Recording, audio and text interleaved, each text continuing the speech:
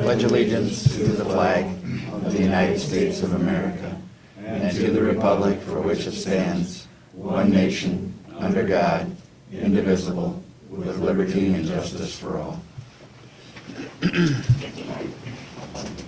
Well, good morning, everyone. Morning. Officially, now that we're in session, I do want to welcome the Confident Crusaders to this group here today and to tour the courthouse. I am very pleased that such a group has joined us today. I would encourage you to also encourage other groups and youth to sit up here, because we're always open to that and do think that's very good, as what Neil said. We like to see stuff start at the basics, which is at the ground level. So with that, we need the approval of the agenda.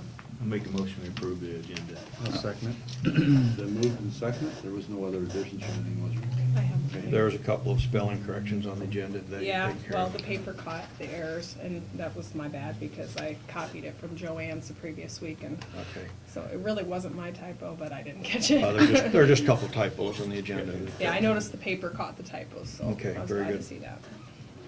Okay, it's been moved and seconded to approve the agenda. Any further discussion? If not, all those in favor signify by saying aye. Aye. Contrary? Motion carried. Next is the approval of minutes for the last meeting of October 16th. I found these meetings read accurately and correctly. I'll move to approve them as presented. I'll second that motion. Been moved and seconded to approve the minutes for the last meeting. Any further discussion? If not, all those in favor signify by saying aye. Aye. Contrary? Motion carried. Okay, the first thing we have on the agenda is the IT and Planning and Zoning Quarter Report by Carl Wilburn.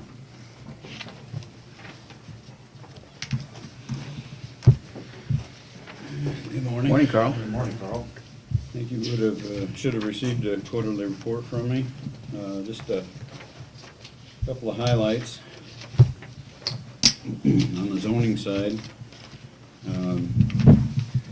we did complete a permit for the DOT to erect a communication tower down by Templeton. We really didn't have a lot to say in it, since it is state property, and they can put their towers up where they want to, but we did make them go through contacting the airport, getting their FAA approval, and made them submit an application, so at least we have it on record. Can't require them to meet setbacks again. Kind of like our tower here with the city. They didn't have a lot of say in that tower. Where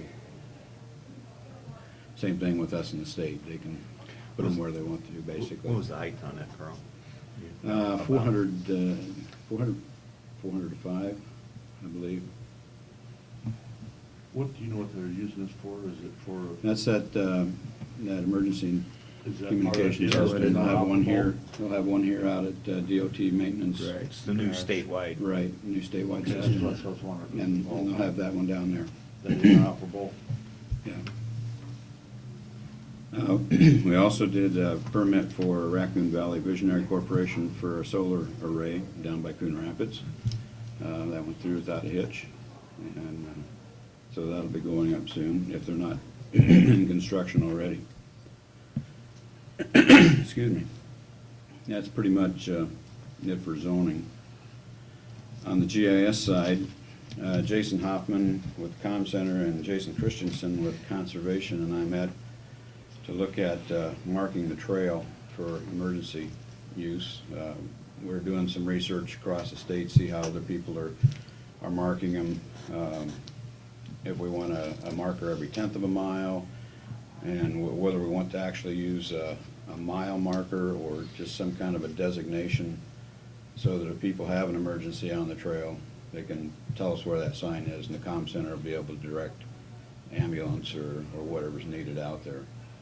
A couple of options were, again, mile markers or using the U.S. National Grid coordinates and just using those signs. It doesn't make a lot of sense to the public what that number means, but it is something that you can put on your phone, tell you exactly where you're at, and also the comm center would have that in their system that they can tell the emergency responders, go to 210th and at that edge of the trail and come in from there, or come in from the south or north or wherever it happened to be.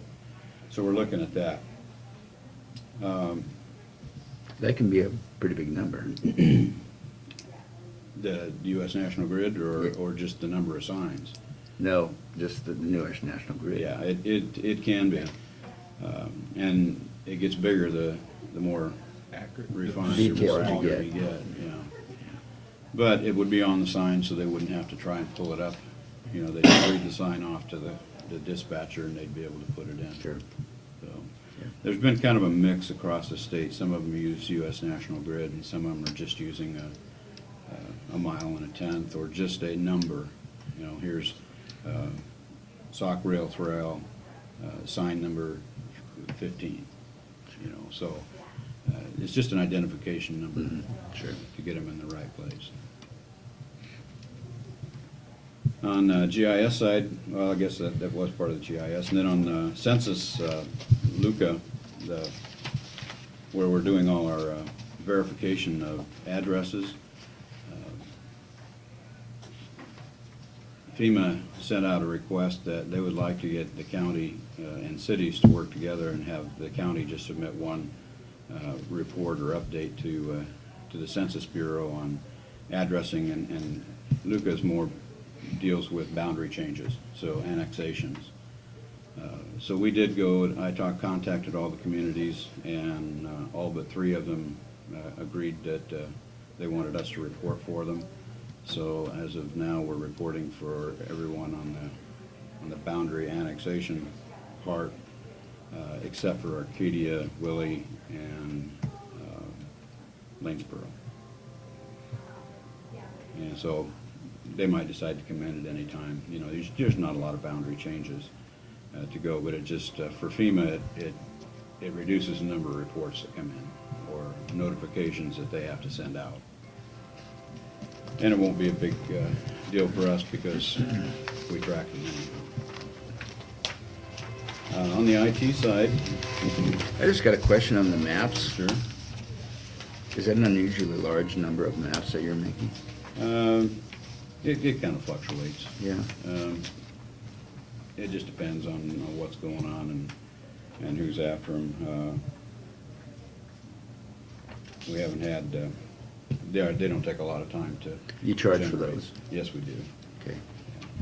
We'll charge for the paper copies of the maps, and if we have to do any manipulation of the data, they get charged an hourly rate. Okay. Okay, on the IT side, I'll skip the telephone for right now. Did want to bring your attention to the Know Before, the cybersecurity training. If you recall, probably a little over a year ago, we ran a test, and a phishing test to all the county employees, and 23%, that was the first one, 23% clicked on a link they shouldn't have. And we've done several tests since, and we're down to 0. Good. In the last go-round. You're making headway. Making good headway. This will go out every month, and not everybody will receive the same phishing test. So some of them are pretty creative on what they are. But it was really nice that we had 0 click on it in the last test. Yeah. That's great. And I reflect back on a neighboring county that got some ransomware and had to pay to get their computer back. So this is certainly an important exercise that it's like a safety program. You don't see the cash savings, but if you make the mistake and have the accident, the expense is big. The scary part is that it only takes one click I know. to get something bad into the system. So we'll keep Good. doing training. And Good work. The other thing that wanted to call your attention to about halfway down that list was that we have been meeting with 3 vendors to look at disaster recovery options for the comm center. We put in their virtual system.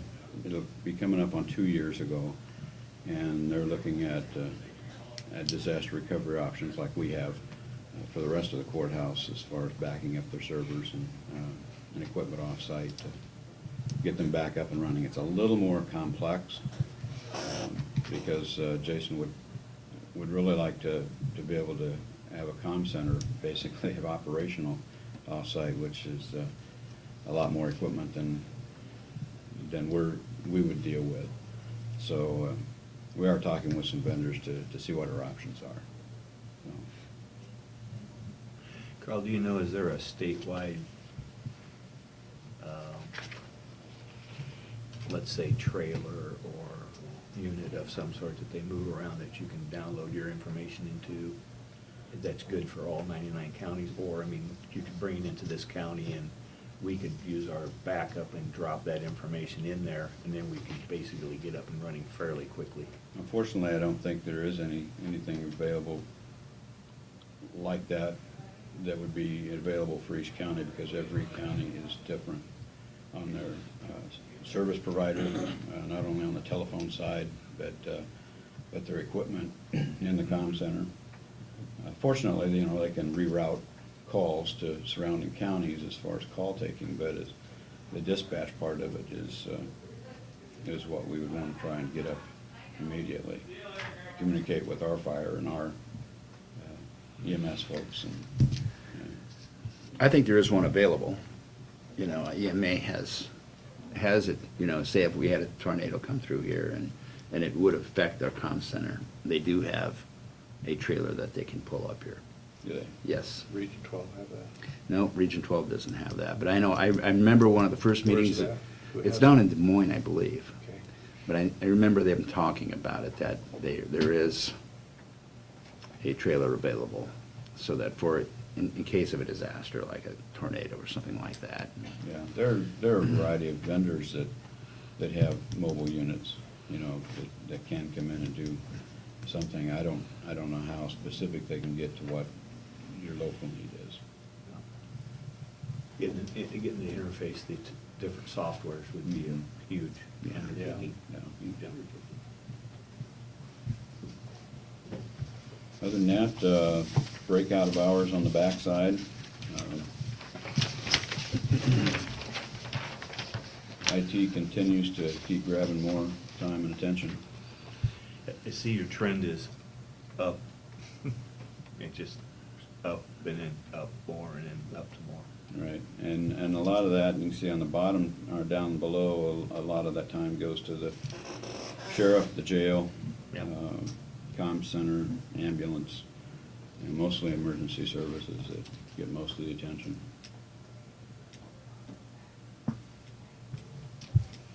Any other questions for Carl? Oh, very good that you got that down to zero. Congratulations.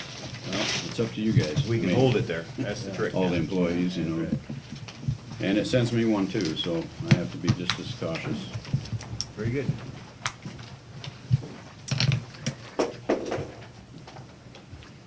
So next is a look at the phone situation. There we go. I have a feeling this is gonna I go did down. get your email. Because it's on the agenda. So, as you know, after we got our phone system put in this spring, we received from Scott Telephone, notice from Scott Telephone that Toshiba was going out of business. They're actually being bought by Mitel. And- Mitel? Mitel. Yeah. And they also Around a bought while. Shortel. Kind of junky, but they've They're been pretty around a while. junky, yeah. They've been around a while. Yeah, so anyhow, whatever your opinion might be of that. They could never get CALEA compliant, I remember that. What did you say the name of the company was? Yeah. Mitel. Yeah. Oh, my goodness. But anyhow, it kind of left us in a lurch, and because Scott Telephone decided to get out of the telephone business.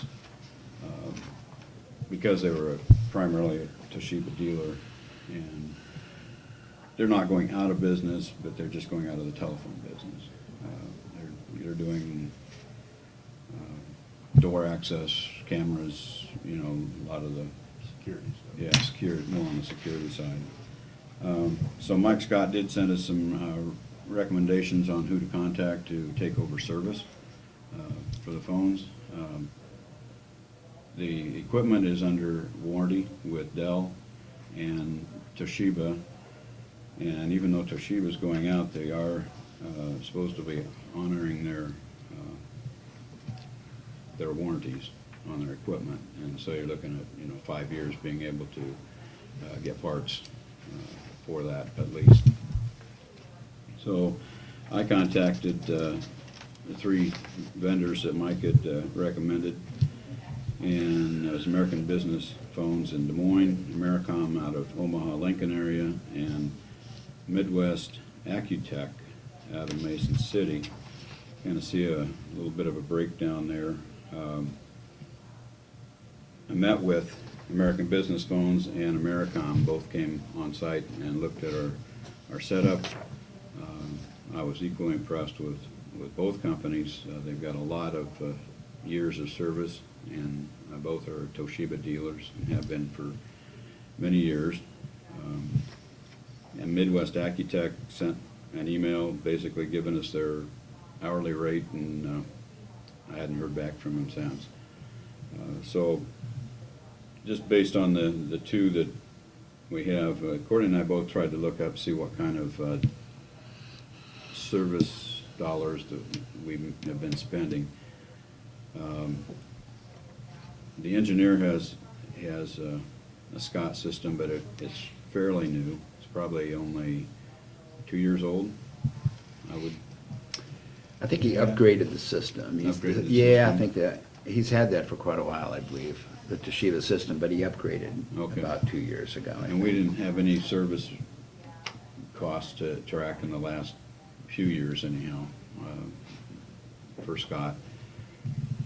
They also have a system over here, DHS and Community Services building was in Scott Telephone. You see some of the below, I tried to pull out some of the service costs, annual service costs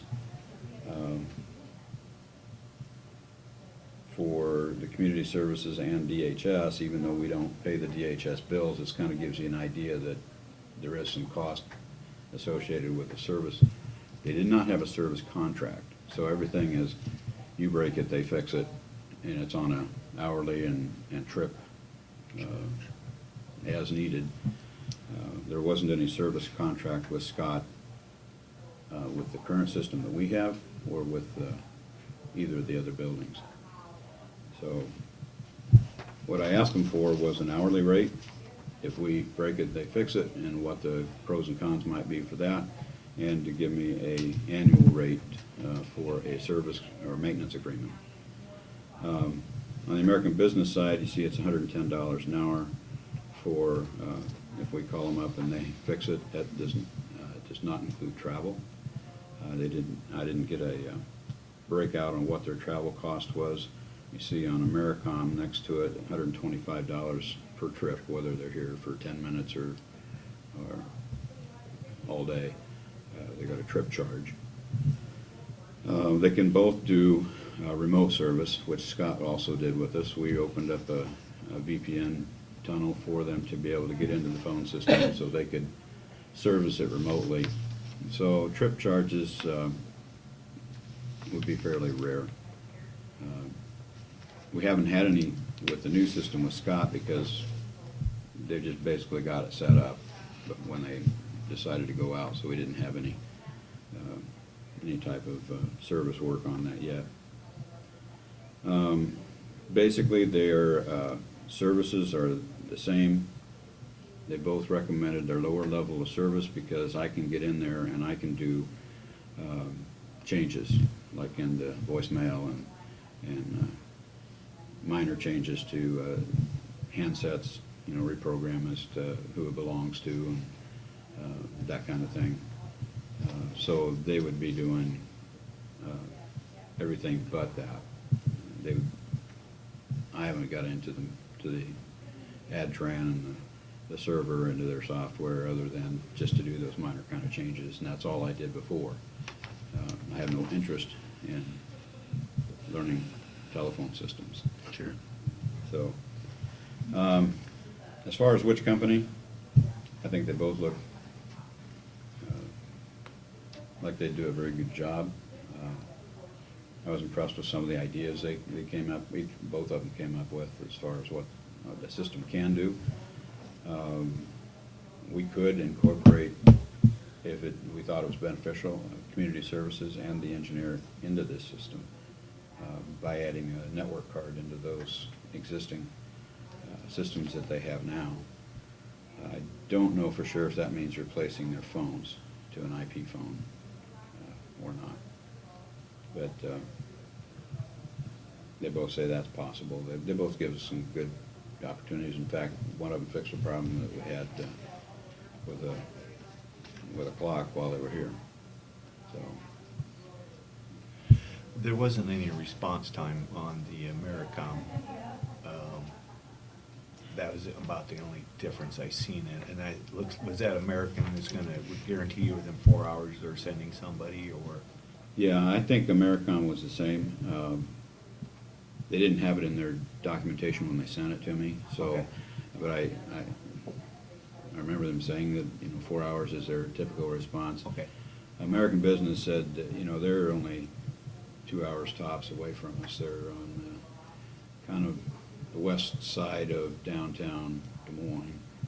Okay. So they probably have a little faster response time on site, but the bulk of it would be done remotely, unless there was Yeah. actual equipment failure. Now, the disadvantage of going with a hourly basis is that they're not going to guarantee that they're going to have your equipment sitting there. If you go with a maintenance contract, they will guarantee that they'll have your equipment sitting in their offices and can bring it to replace it. They'll have the replacement part when They will have the parts on hand. what they For anticipate your the problem system. is before they leave. Right. It could be that there'll be another problem, but they may not, but most Right. likely they have a Or bring a unit up. a tote of something that has everything for us built. Yeah, I mean, American actually spelled it out and said no charge for loaner equipment, so they could bring a piece of equipment up, put it in.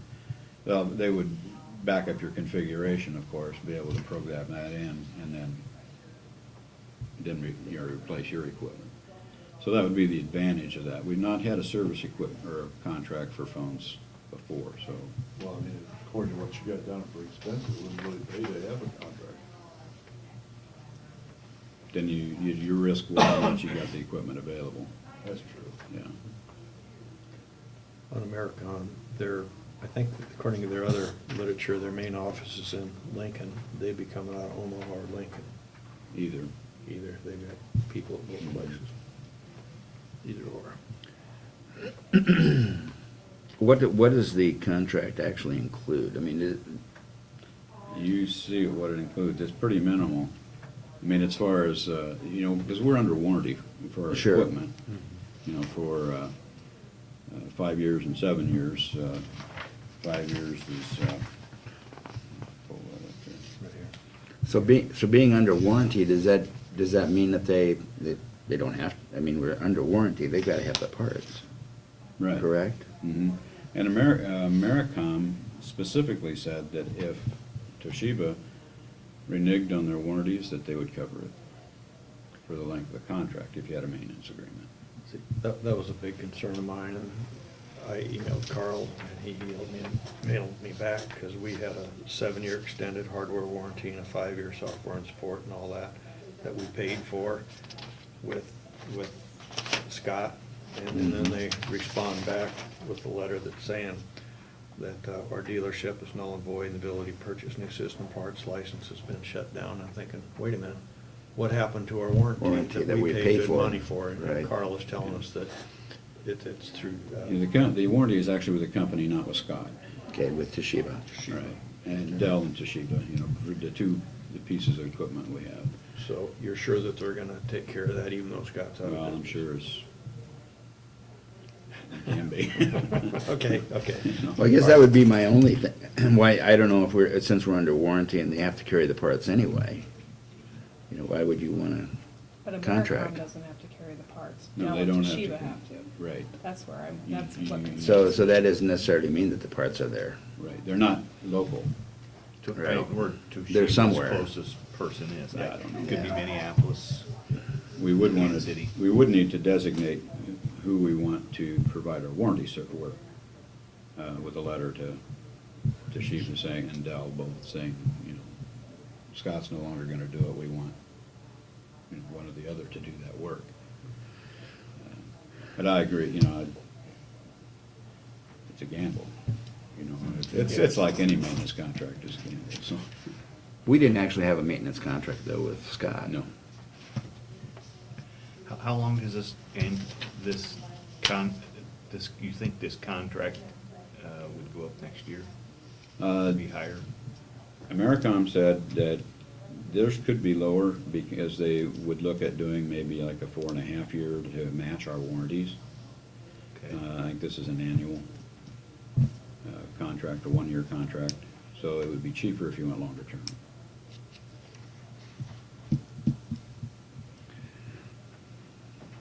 American Business give you an idea of a long-term contract? They didn't give me an idea on price, no. Neither one of them gave me a pricing for going out that far, but it'd be worth taking a look at. Sure. It would be nice to at least match the warranties on the equipment. Because after that, once the warranty's gone, you're paying for, I mean, then you'd be, you know, expected to pay for parts and equipment as well. Well, I'm never a real big fan of annual service contracts, but under the circumstances, you know, it may be something that we want to do, and you're gonna probably want to know something pretty quick, aren't you, on this? I'll for tell you, I like- had a little bit of a scare on Friday. My phone just started going in and out. You know, and I thought, oh, great, we don't have anybody set up for what's. Ended up being the wire between my phone and the switch. So it was a good, fast, easy fix, but, Next you know. time it might not be that. yeah, it might not, so. Brought your thinking to the forefront a little Yes, bit. it did. Put it that way. You know, I'm sure that with the remote programming, you know, the sooner you make a decision, the sooner you can sign on to that remote programming, and then you can have service online if, And we had remote service with Scott too, without a contract. yeah. You know, we can set up that connection. But it's just whether or not you want to have your parts and equipment sitting closer and, And these billable hours are from dispatch, not from on-site. Am I right? I would assume so, yes. They're gonna have a travel cost and then bill you for their hours, So which is actually, pretty typical. that makes the AmeriCom $125 for the trip, plus they're an hour and a half away, so that's, they're 70, we're looking at $300 and some dollars Good just to thing. get them here one time. And the other one, we're looking at probably an hour and a half, so $160, $170 to get them here. Your experience, like with the old system that we had, what was the cost? Was it hardware or was it this, you know, your software? You know, where was the service? Well, Do we have much service? see, I didn't have any real experience with Scott because the community services and engineer were separate, so I never. Yeah, but I mean, Did it you know, go through the them? old system that we had. Where was the problems with the phones themselves? With No, we didn't have a lot of problems with the phones themselves. Some of it would have been in programming, and that's why it was hard to pull out Western Iowa's. See, everything was with Western Iowa Yeah. Networks. And it was hard to pull that out because they were taking care of our line costs. And so it might have been a line issue, and we're still gonna have those issues. Sure. Because this phone system doesn't include the lines. It's just the equipment in-house and the phones, so. We would have some programming on the phones, but again, I took care of things like, you know, changes in names and voicemail accounts and that kind of thing, Sure. passwords and that kind of stuff. But if it's programming issues, the remote programming will take care of that, and you don't have to have a trip charge, Right. you know. It would You can just do be it all- would just basically be a hardware issue if they had to make a trip. Yeah. So Carl, And you don't think there's a lot of that? There wasn't a lot of that with the old system? Well, but that system was getting old, so. Yeah. We So did, the we did have some issues with it. Yeah, I mean, but, that's kinda what kicked us I guess off. what I'm saying, if, you know, we got a warranty for 5 and 7 years. So I mean, you know, And, 7 years, you can make it, 5 years, you can make a decision on, Yeah. And so then in the mix, you just have to wonder, or you just have to decide how long you can be down if you Yeah. do have an equipment failure. I mean, I'm not trying to sell it, I'm just trying to sure. say, here's all the things we need to consider. I would think that as far as an equipment failure, it'd just be one phone. You know, one phone's not working, right? Unless the ad tran goes down, then that's the system. How many Yeah, cards? one phone is not a, How many cards are in that system in Carroll? 15, 20? Different. And probably power supplies, probably the ones that run groups of sets may run 15 phones off of one. and seems to me like another. it was 23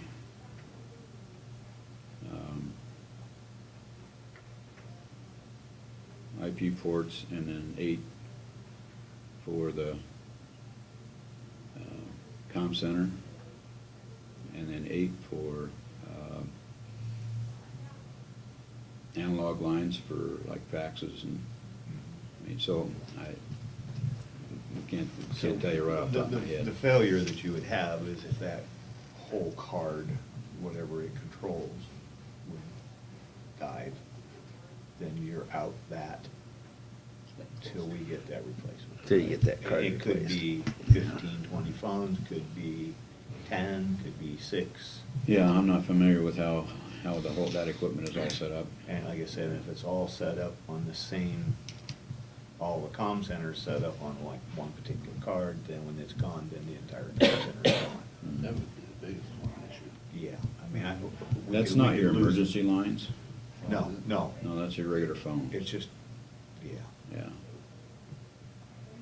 So, it's a little, comm center is complicated. Surely that's been split across that system there. If they were good at their programming, they should have split it to get rid of that problem, to get rid of that funnel. We would get a little bit more redundancy in it.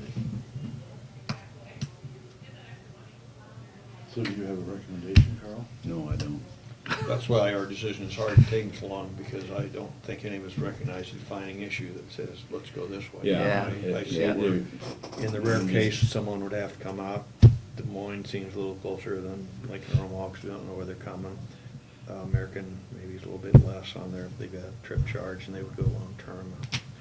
It's Yeah, I guess, when I sent an email back to Dan at American Business Loans, and I said I wanted to know your hourly rate, and, you know, and of course he says, you know, I really don't recommend that, because, again, the maintenance, or the availability of your system in their shop.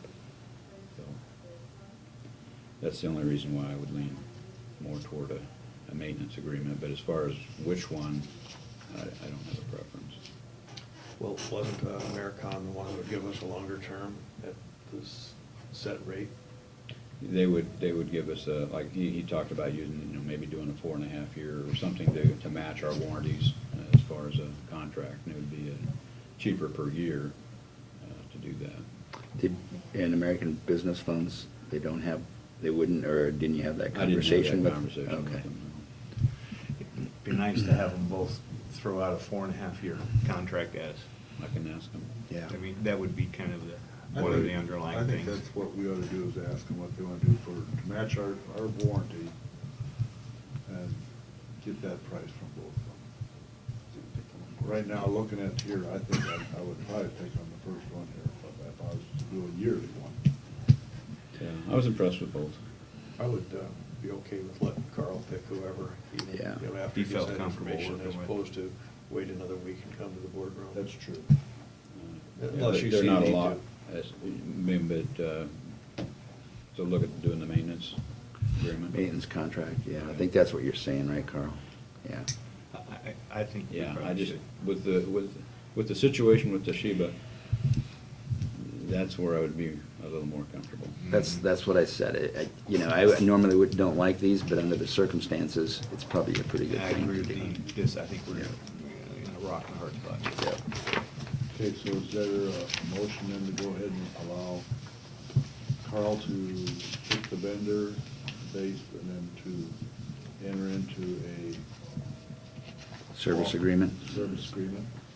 I'll make that motion. Been moved and second, any further discussion? All those in favor, signify by saying aye. Aye. Contrary, motion carried. All right, thank you very much. Thanks, Carl. Thanks, Carl. I'm back with good news again. I will try. Okay. The illustrious treasurer of Carroll County. Hi, Gene. Hello, good morning. Morning, Gene. I think, I'm here for two purposes. The first was driver's license, I believe. I just wanted to touch base with you because I hadn't visited with you much as a board on where we're at with driver's license. So, at the present time, we have one computer in our office to issue driver's licenses from, which is slowing down our issuance. Unfortunately, we've had some customers who've had to wait up to an hour and a half. And it's simply because we do just have the one issuance computer. How many terminals did they have when they had their business here in Carroll? I believe they had 3 that they issued from at their front counter. Right. But now, they provide that. They provide that to us. DOT does. Yep, Right. yep. You just have to provide the space. We have to provide the space. The hard part. Right, right. So they have informed me that they're in the process of integrating some of their components. Right now, we have a camera, a computer, a keyboard, a scanner, a printer, and a pen pad. And they're looking at producing, they're in the process of manufacturing and producing some computers that bring these components together, so it requires less space. And they're in the production of those right now. And I visited with Mark Lowe and Melissa Spiegel at the driver's license conference on October 12th. And I was told that when the new product is ready to be rolled out to the county sites, that they thought that Carroll was in line for 2 of them. So, and that's pending our available space. So if we have the space, they're gonna require a little bit less space than what we have right now, or than what we need right now, but we still wouldn't have enough space in there the way we currently sit for 2 of these components. So we're gonna have to look at our space needs here, and I think some of that has maybe been visited about, here in the boardroom already, but it's something that we're gonna have to look at. I wanted to give you some numbers here, just so I don't have any handouts.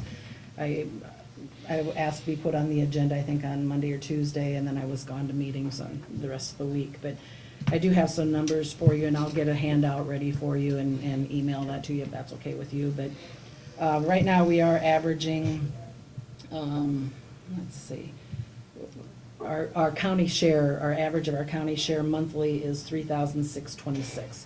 That's what we retain from our 3,000 what? issuance. $3,626. The total, I'm not even looking at April, because in April, that's when we really started on our own, but it was 2 days a week, I think the last 2 weeks of April. So beginning with May, we're averaging 18,000, oh, excuse me, we brought in a total of $18,130. That's our share, okay? In May, we issued 444 licenses. In June, we issued 504. July, 457. August, 658. And September, 527.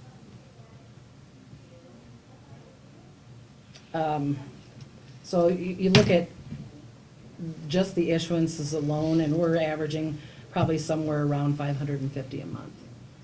525 to 550 a month is kind of what we're averaging for issuances. So that's what we're seeing in traffic, increased traffic in our office a month. Yeah. Plus, and that doesn't include the people that come in to test, the emails that we receive, the phone calls that we receive. In May, we tested 90 people. In June, 135.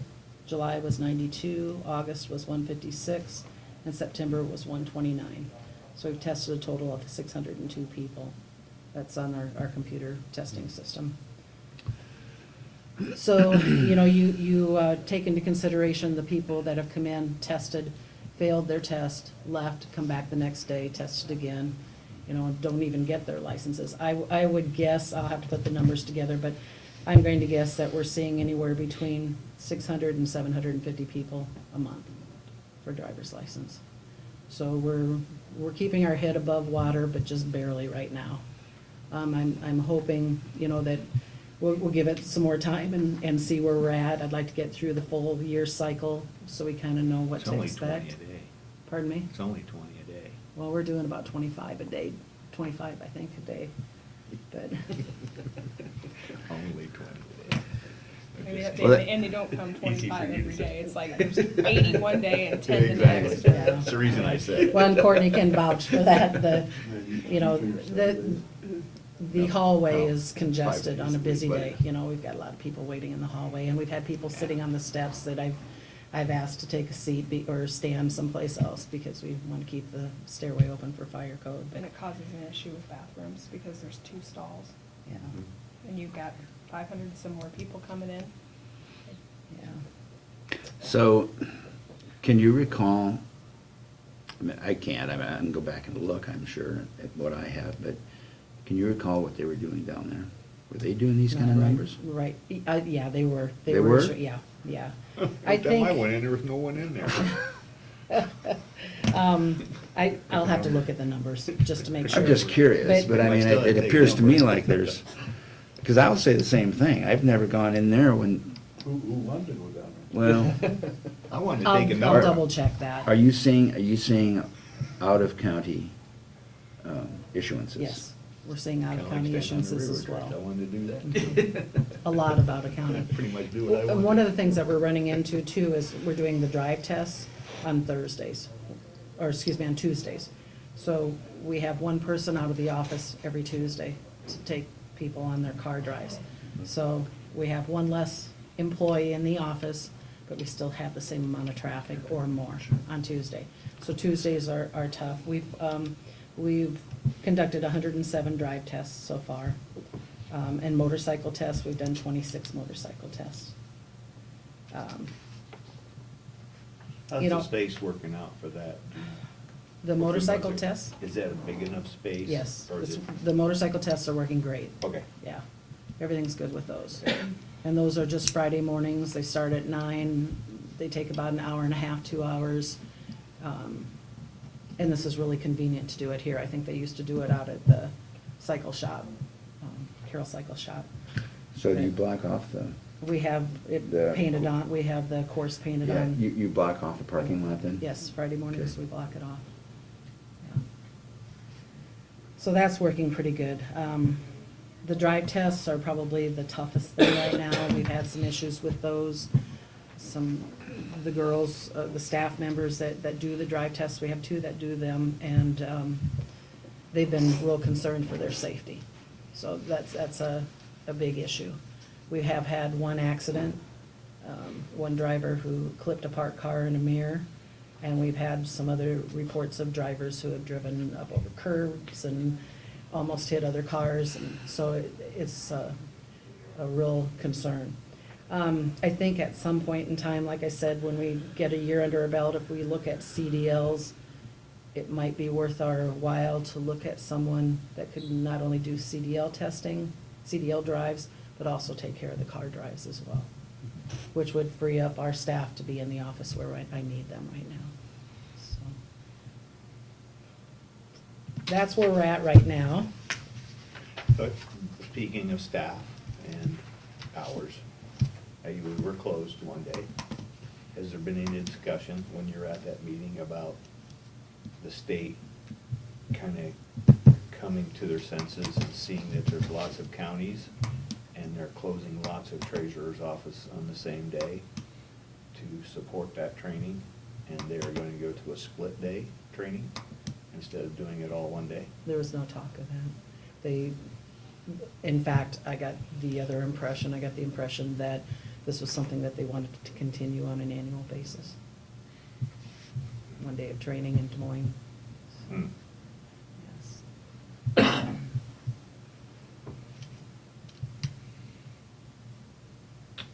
Okay. Okay.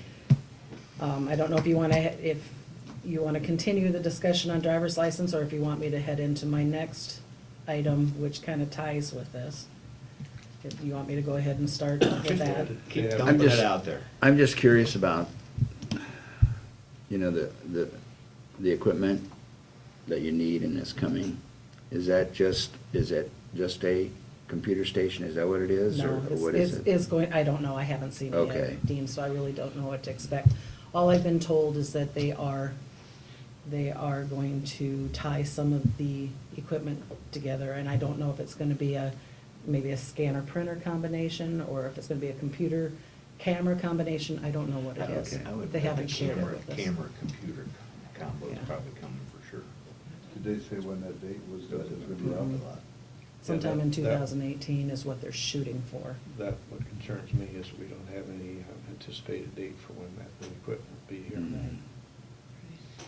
And they can't give me a date right now. They're just So it could be anticipating sometime in in 3 months or- 2018. In when? Sometime in 2018 is what they're 18. anticipating, yes. So, it could be 4 months from now, or it could be Right. a year. That's right. So God. that's something to start thinking about, I guess, and, well, start thinking about, we have been thinking about it, I guess, but start acting on it. But that brings me into my retirement here. Regretfully, Barb Schultes has announced her retirement effective April 1st. And she'll be just short of 28 years of service. She's been a wonderful staff member, and I hate to lose her. And when was the date again? April 1st. At the time of her retirement, we will also have one staff member on maternity leave. And that will possibly be sometime around mid-February. So she may be gone from mid-February through the first part of May. So I'm going to be hiring to replace the vacancy due to Barb's retirement. And to allow sufficient training time, I'm going to ask you to allow me to advertise immediately and hire as soon as possible. I'd hope to have a new employee hired and ready to start by December 1st, if that's acceptable. That would give us 4 months to work on training. And the reason I'm asking for this is because we will already be short-staffed during this time, which will increase the difficulty to find time to train. You know, having one on maternity leave and then losing Barb as well. So I'd like to get someone started as soon as possible. Like I started my discussion with driver's license, we're just barely keeping our heads above water right now. So the sooner I could get someone trained and fully functional as a staff member, the better it'd be for everyone. Looking ahead at Barb's retirement of April 1st, does she have a lot of, any like vacation time or anything like that Yes. that she'll be taking? Yes, she's got, So I think it'll- there's gonna be 24, 25 days of vacation time that she'll be using So between there'll be a lot January of days 1st. before April 1st where Yes. Barb will be using her Yes. vacation. Good. Yep. Does everybody in your office right now have a desk?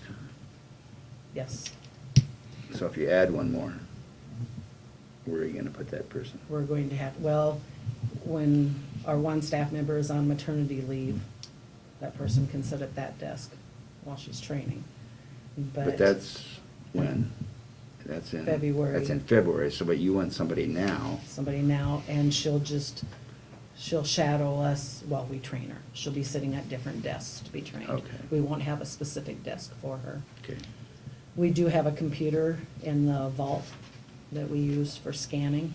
And I'll have to visit with Carl and see if that's something that we can use as well. You know, if we could, I don't know if we could, maybe you know the system better than I do, if that computer can be hooked up to our software and be run back there. Sure, could be. I don't think it is now, Yeah, but it I could think be. it could Whether be. the PC has capability of running that entire software Right. will be Right, will be the kicker.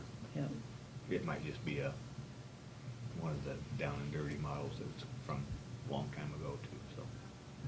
Carl will know. Gene, when you're speaking of the vault, is there any way we can move some of that stuff in the vault and just set up a cubicle and a desk in that vault somehow? Mhm.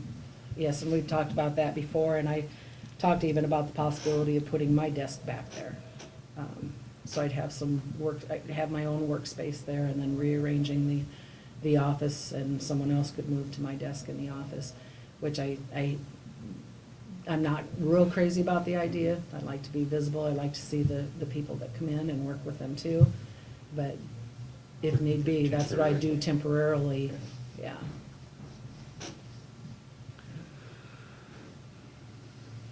Well, and that space needs is an issue that we are all aware of. Right.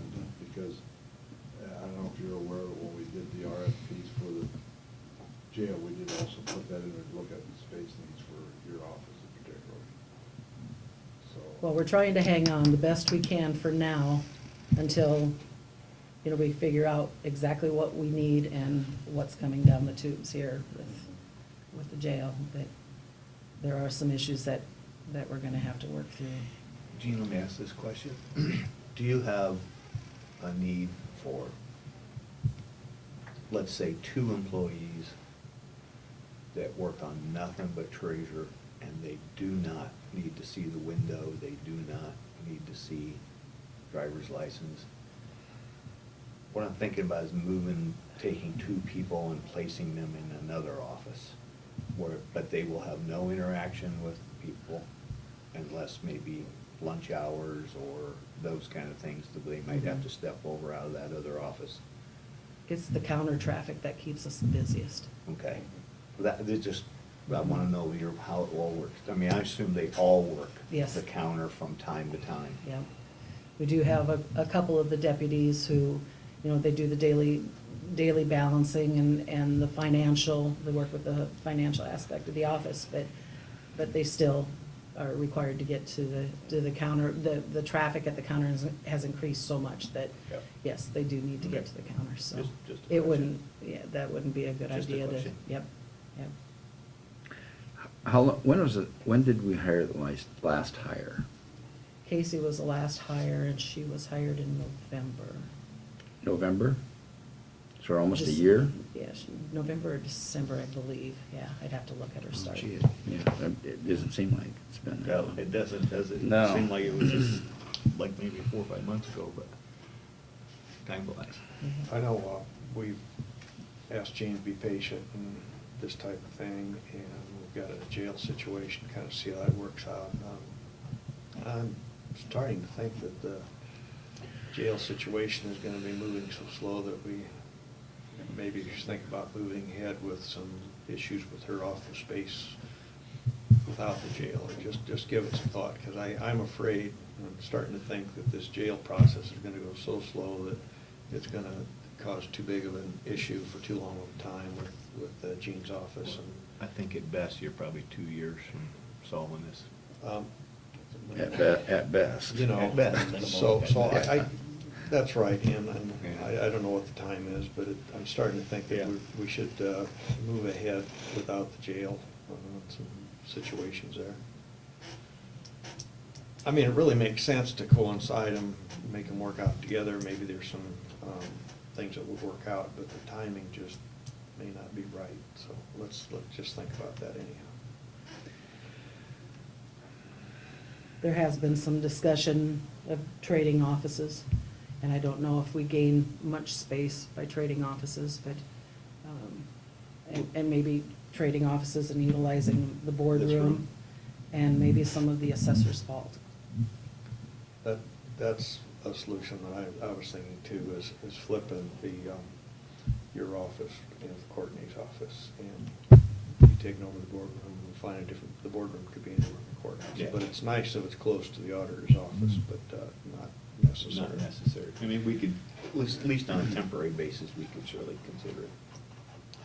I guess with the conversation that we're having, we're trying to solve some big problems, some big issues, I think.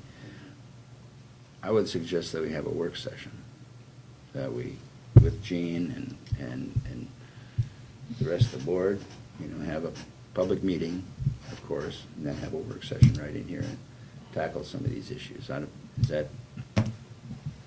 Is that a good thought or not? I don't know. Along with that, I think Carl's got to be involved with the computer situation. I think he needs to be involved. Because, we're talking about moving Mhm. Well, offices and everything like that. I don't think we're gonna solve that problem today, by any means, but. No. and I'm not sure that we shouldn't include all the department heads, because we may have to ruffle a lot of feathers. Well- At least people on this floor. Yeah, Exactly. yeah. Yes. Exactly.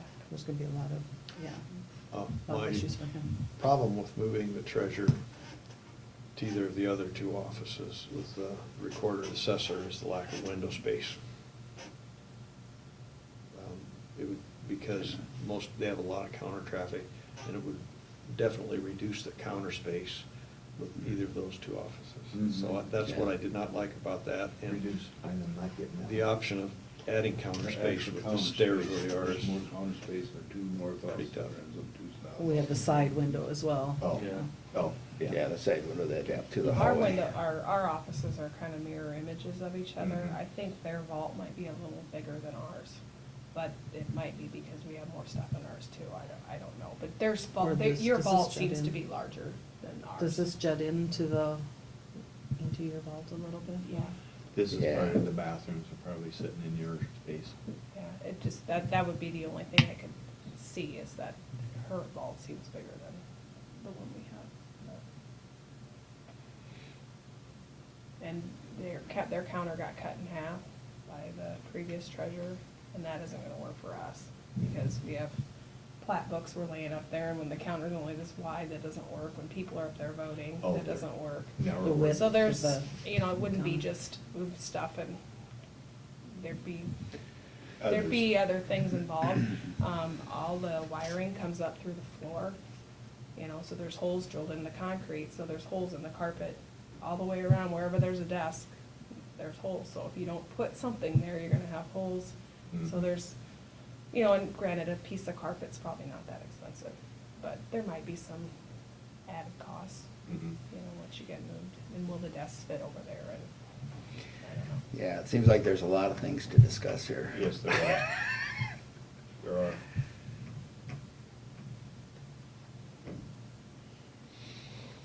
Well, we'll keep working at it the way, Yep. working at this and do the best we can with what we have, but I do think if we want customers to come in and have a satisfactory experience in here, we're going to need to first of all, get another computer and, well, first of all, find the space for it and then get another issuance computer. We could have put them out there. Can you set up another station like you have right now with the DOT? Are they asking you to wait until they come with this equipment that they're And I don't know that. Would they be able to duplicate what you have right now? Or are they saying, no, we're not even gonna duplicate, you gotta wait until that end? Oh, that's what That's the they're saying? impression that I have is that, no, they're not gonna look at anything until they. So, you have no choice. Well, And you're gonna have to sure deal we with don't what you have have. something around there they could let you use till we get that? They're taking away computers from as computers are breaking down, they're not replacing them because they are coming out with Saving money. the new. So no matter what, you're gonna have to systems. deal with what you have until. I believe so, yeah. Yeah. And I'll be But they happy don't to wanna take email care them of and it. ask them that. What, I just had a thought here. What if you left your treasurer's office over there where it's at, took another office and split, and put your driver's station over there? The problem with that is that we're cross-trained in every aspect. Yeah. So I wanna keep all But of I'm my talking about, employees. let's say, take your assessor's office, let's say, have you do the east side there for license, split that office. And have some of their employees in one office site and the Yeah. others. As I said, I think just with us being cross-trained, I don't know that that'd be the most efficient use of our staff. Just gonna draw your attention to this. If this is to scale, what I mentioned really wouldn't gain very much, because you're losing that much, which is here, even if you pick up the boardroom. One thing you might want to think about, and this is expensive to do too, is eliminate or move those restrooms somewhere else and adding space there. So that might be a thought, if the restrooms aren't hanging in too, to make them, and there might not be room there for restrooms there either, but we have to have restrooms on this floor.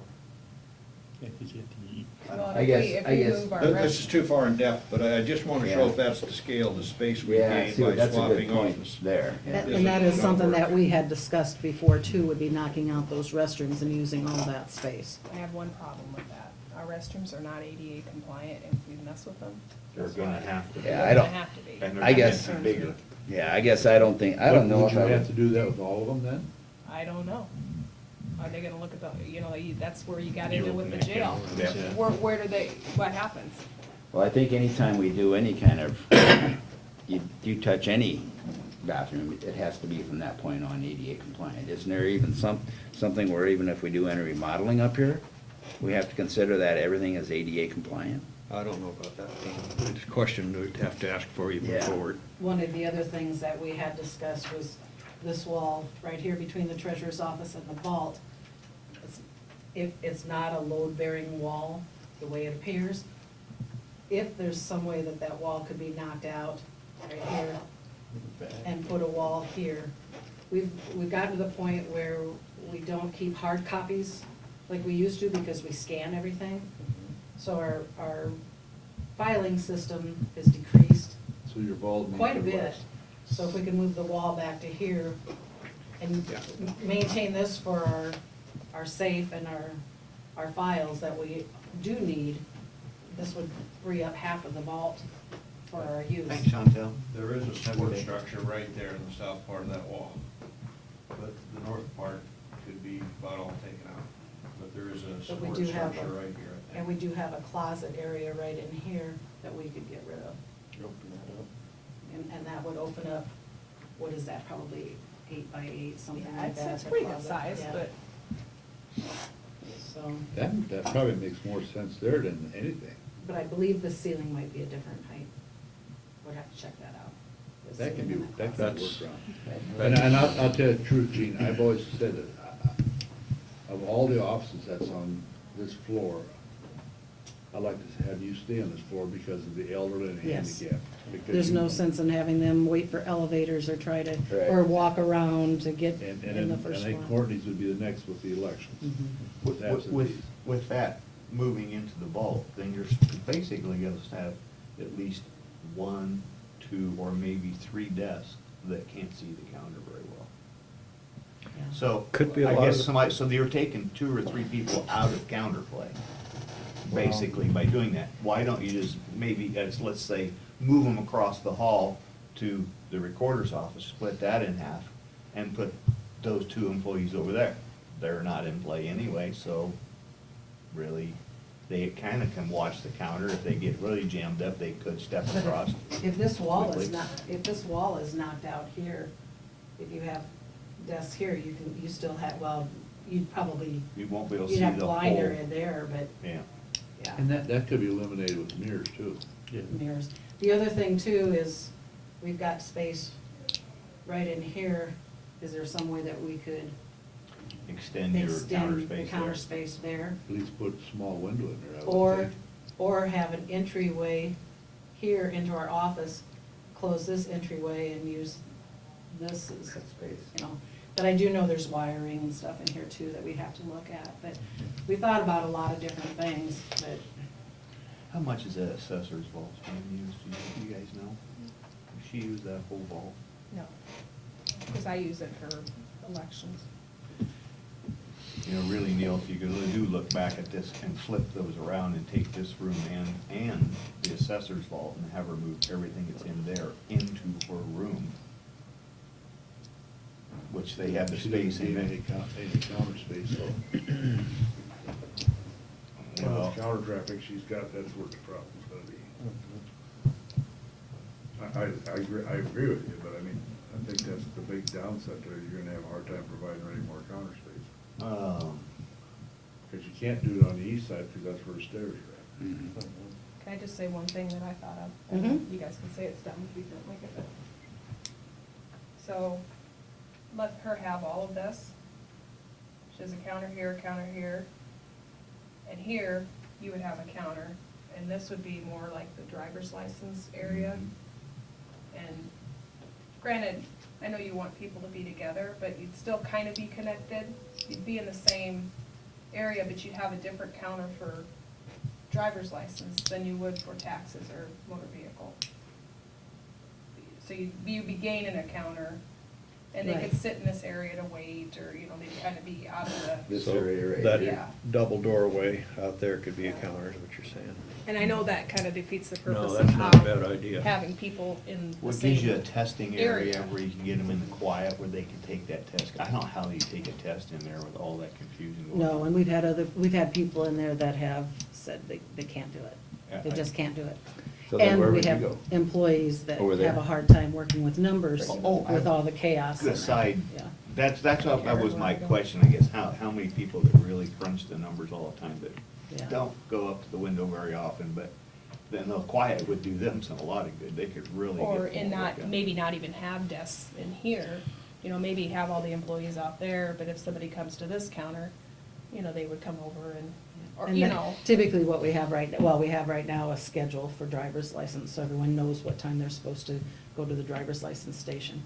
So it would work the same if we would switch offices. You know, they're sitting at their desk until it's their time to man the station, and then they walk up to the counter to man driver's license station. So I it'd be just the thought you same could thing, maybe they'd be at their utilize that desks. For like a waiting area, so Yeah. they aren't all out in the hallway. Or if we took, are you talking about knocking a wall out here then? Well, just making this more like an L, you know, starting in the auditor's Are you office, talking about going to the using vault, the and coming back assessor's vault down. too then? Well, that's what I'm Yeah. wondering, the assessor's vault too? Yeah, so like a, you know, like an L, you know, you do, this would be everything. Yeah. And then, you know, she could utilize, if she needed a vault, she could utilize this one, because this is way bigger than what I'm used to. So, you know, maybe we could share that space. Or you could maybe put the wall, you know, make it so she has some space. Right. And then still utilize this maybe for your waiting area, and then, I don't know. And I don't know what this is. I think it has something to do with the chimney. I Oh, don't know, but it comes out and around. Wiring or chimney or something? All I know is it's probably the not a- boiler chase going up for exhaust. All I know is we always run into each other there, because you can't see. But So there's a lot of different options to look at here. Well, do you think you'd be enough without even going into the assessor's vault? Because I'm sure that's gonna be a big, well, of course, these walls. they're all concrete. Yeah. One thing to remember is, you know, there's been times like, it's not unusual to have 10 to 15 people waiting. So if if this isn't gonna be enough of a No, waiting no. area, you know, and we wanna get them, I would like to get them out of the hallway, because it is disruptive to It all is. the offices. All of them, not just yours. I mean, Maryland's has And- probably gotta be feeling it too. And you find people who don't wanna take a seat, they wanna stand, so they're standing and they're leaning at the counter, and then you go up, you know, you might have 4 people go up and say, can I help you, have you been waited on yet? You know, Yeah. because they're just standing there waiting, you know? So, I think once you get a second terminal and get a little better floor plan, you'd eliminate a lot of the waiting. You know, you'd just cut that in half. So part of that issue would be solved when the DOT gets us an extra terminal and we have a location and a floor plan set up that you could efficiently use it. Well, I don't think we're gonna get this solved No. today, but I No. think probably that's a good idea that maybe we have the department heads on this floor get together and have a work session, like was suggested. okay. And, you know, and that may even include that we may have to, make sure we get some structural engineer, make sure, That we can do what we think we yeah, can do what we think we can do. Yeah. Okay. All The right. last thing we want to do is have it come collapsing down around us. Well, yeah, and then, Then we'll I be don't building know. courthouse and the jail. And then we need to decide whether we need a light remodel or a heavy And that's remodel. my main concern right now. Because if we do a heavy Everything remodel, we going- I don't think have to ever include them in We that kind of got building. sidetracked, Yeah. and it was Yeah. good, but I think Gene kind of came in to ask our blessing or whatever for hiring someone Yes. 1st of December, or something like that. Well, I think the last time you did that worked out good to getting them treated, you know. I- I have no problem with it. I don't know what the rest of you say. what timeframe are you said immediately? Well, if or- I would advertise now and give them a week to, I think the whole thing would play out, I could have someone in line to start December 1st. That's with interviewing and them giving 2 week 2 weeks notice. notice, and- probably 3 weeks out. Yeah. Minimum. Yeah, Probably closer to 4. Yeah. Which would be first. that'd be pushing it, yeah, yeah, but I think so. Yeah. First part of December, I'd like to have someone start. I have no problem with that. I'm okay with it. I Yeah, just I want think to make that's sure we good. answer I the think that's question. good. Yep. Okay, Dominic. thank you. Thanks, Gene. Here's what- Okay? And Thanks Thanks for for, stirring that mess around. Yeah, I'm Appreciate it. You didn't have anything else to think about, did you? So- No, Well- it's been kind of quiet. I know you've had a load there with the Yeah. transition and And- stuff. and I think we- I appreciate what you guys have done. Thank you. Well, I think you're just seeing more traffic than what was over there. Yeah. I really honestly think so. I'll check those numbers too, and I'll Yeah. write something. People didn't want to go over You- it. Well, you've seen a smiling face versus. Yeah, no. yeah. Thank you. Yeah, thanks, Thanks, Gene. Gene. You're welcome. Okay, next is accounts payable. The only- Flats? Flats. Oh, geez, I did jump over. I don't need new glasses, it's hard. Okay, flats. And this is just, Splitting of a half, isn't it? yeah, kind of, Yeah, I think That's an unusual. the only confusing thing is this map says 10 and that, or 15 is actually section 10, which is correct on the plat. So it's not an issue of what we're gonna do, but Oh. that should have said, and it's a little bit confusing here because the roads run through the middle of the section. So this is actually the center of section 10, and this is the southeast quarter of section 10, not 15. 15 is the section south there. But the plat itself Is is correct. correct. Is correct, so Yeah. that's not an issue. Yep. I got misled a little bit by this, and I didn't know if that happened to you as well. Yeah, and they're not naming any new lots or anything, it was just to mark the divisions between the west and the east half of the southeast, so. Yeah. is there a motion to approve the plat? I'll make that motion. I'll second it. It's been moved second, any further discussion? If not, all those in favor, signify by saying aye. Aye. Contrary, motion carries. Next is the payable. I had one question, we paid Rolling Hills twice this month? No, I'm paying them first and second quarter payment. They allowed us to delay the first quarter until we collected taxes.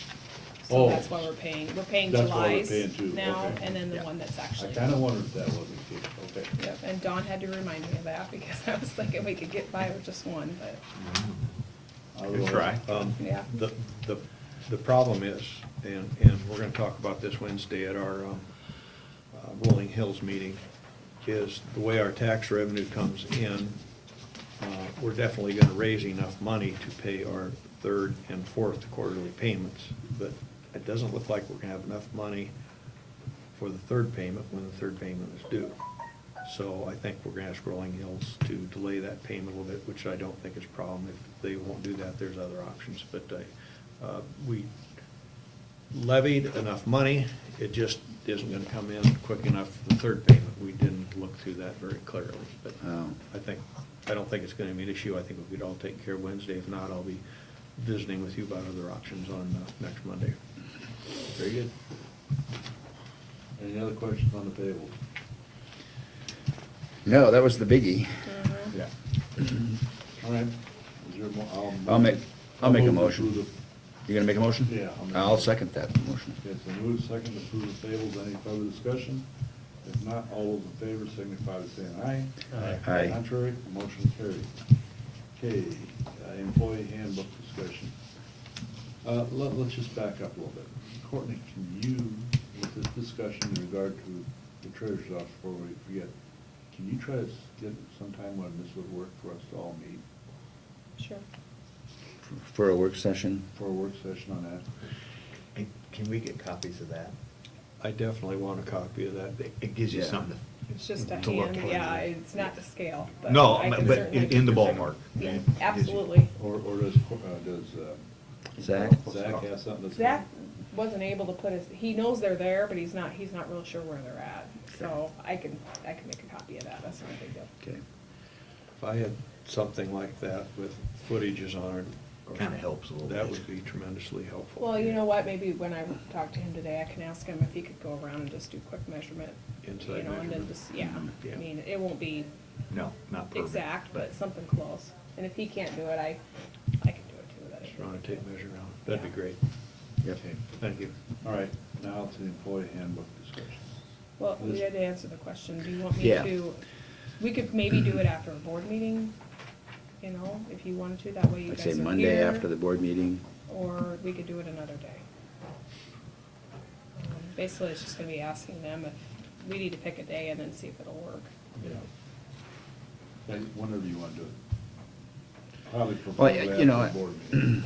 yeah, preferably after a board meeting, maybe after lunch though. I mean, you know, if we got a meeting that runs long, we could have it at 1 o'clock. I mean, that way I'm actually in town yet, you Yeah. know. Or if we have a short agenda, some meeting too, maybe we do it even before lunch, but. Yeah. So, I mean, it's just gonna work. Or we can create a short I agenda. don't know and- how fast Right. we wanna keep Yeah. working, or trucking at this, but. So, next week on Monday, I have one item right now, and then it's Chris Whitaker, he's got a hazard mitigation planning match resolution. Well, if And I that's haven't all looked that that shows real up. close at it yet, but. That's all that shows up, let's try for Monday. Schedule it at 10:30 or something, or. and- Yeah, 10 o'clock. I mean, if we got a short, if we don't have any public hearing or anything like that, it's probably a good time to do something like that. Okay. Then if secondary roads or whoever calls in, says they want an agenda, it'd have to be an abbreviated session or anything Yep. they could put off another week, should be put off. Okay. Do you just want people on this floor, do you want all the department heads in the building? I would say this floor plus Carl. And Zach? And And Zach, Yeah, very I mean, good. if we're not, if it's only gonna be people on this floor we're gonna disrupt, that's the ones that need to be involved, I think. Yeah. Okay. All right, I'll shoot for that, and if it doesn't work out, or people are gonna be gone, then Yep. we can do it another time. Okay. Employee handbook discussion.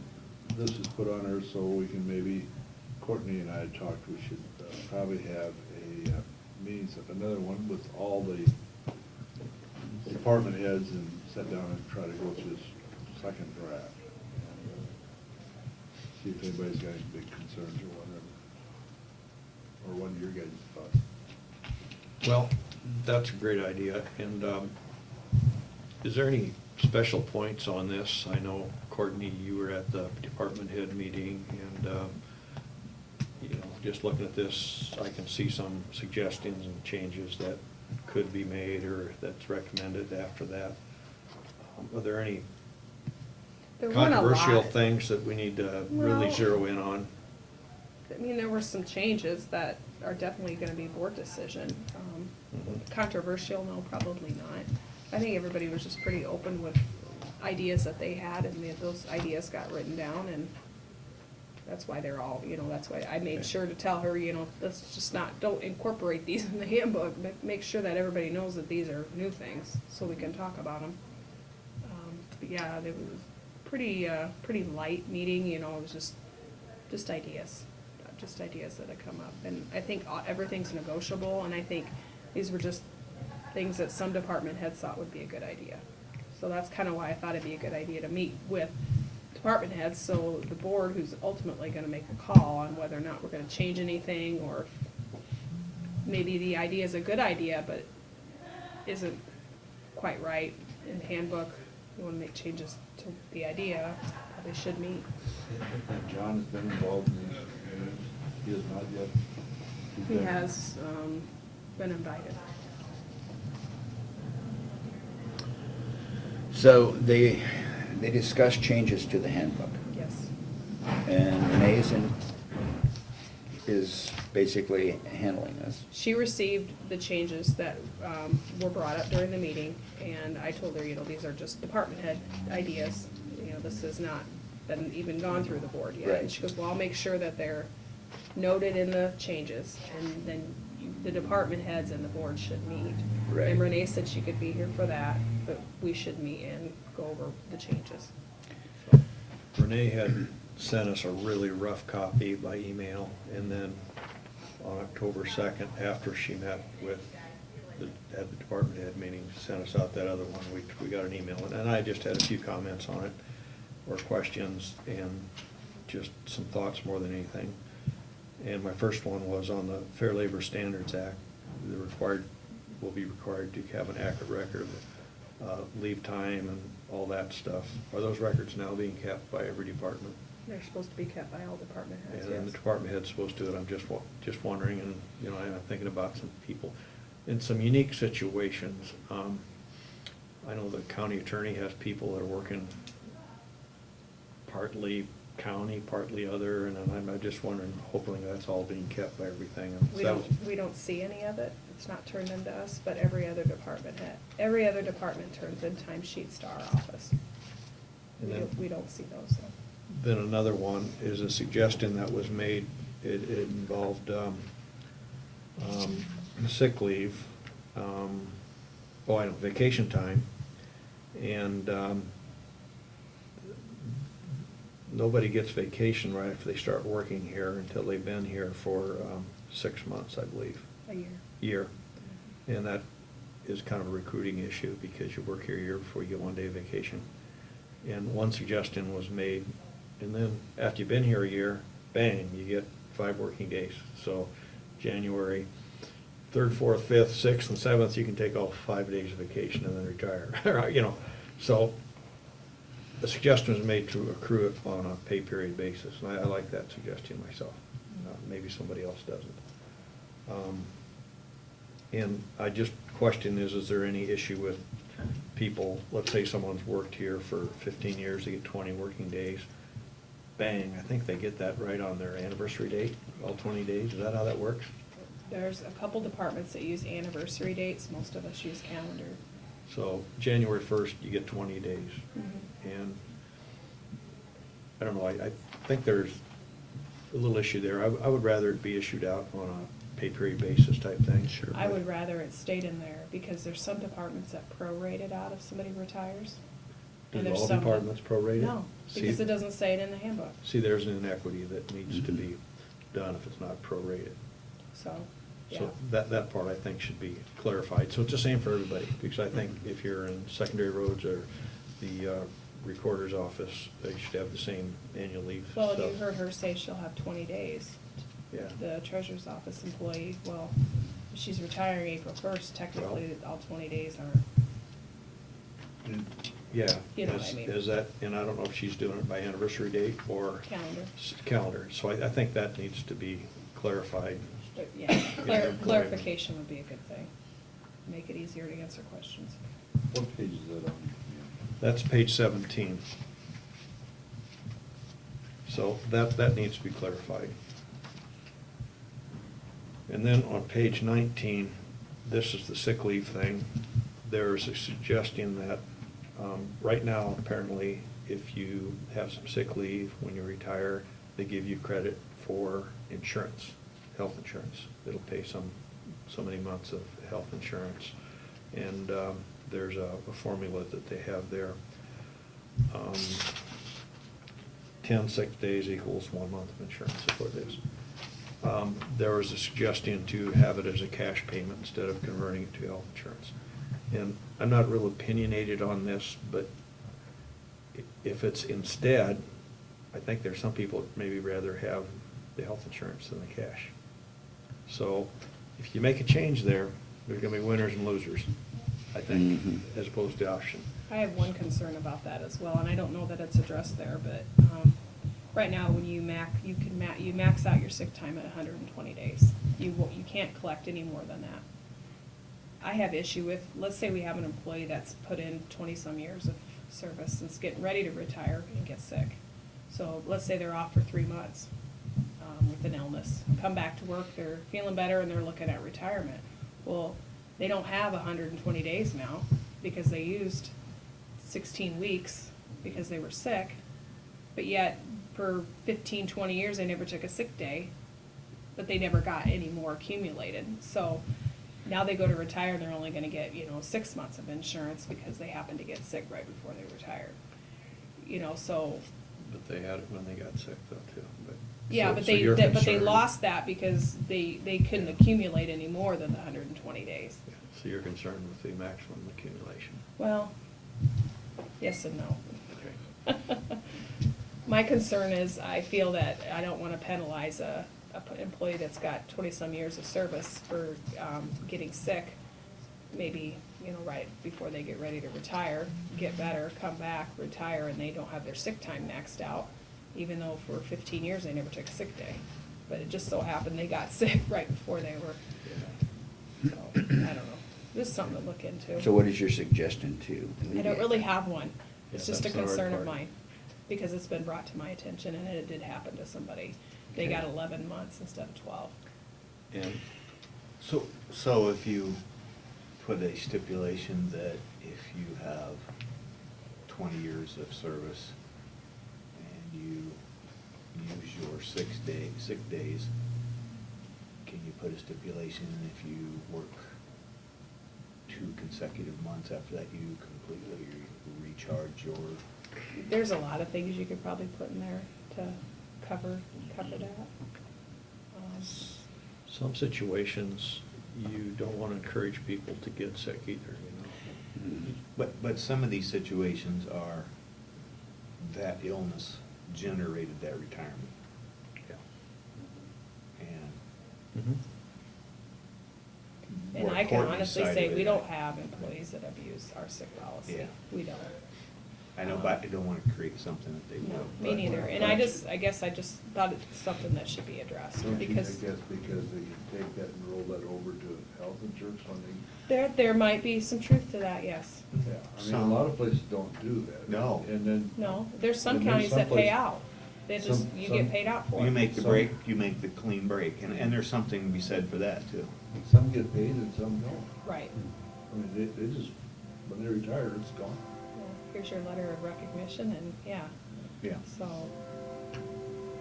I don't think we do things in a bad way. I think everybody's pretty happy with it. But there are some circumstances where you have somebody that will retire and they're 65. They didn't take a sick day for 20 years, and they don't get anything because they decided to work that last year, and they can't stay on the county insurance because they are 65. I don't know that that's super fair. But I don't know how to fix that moving forward, or if it needs to even be addressed.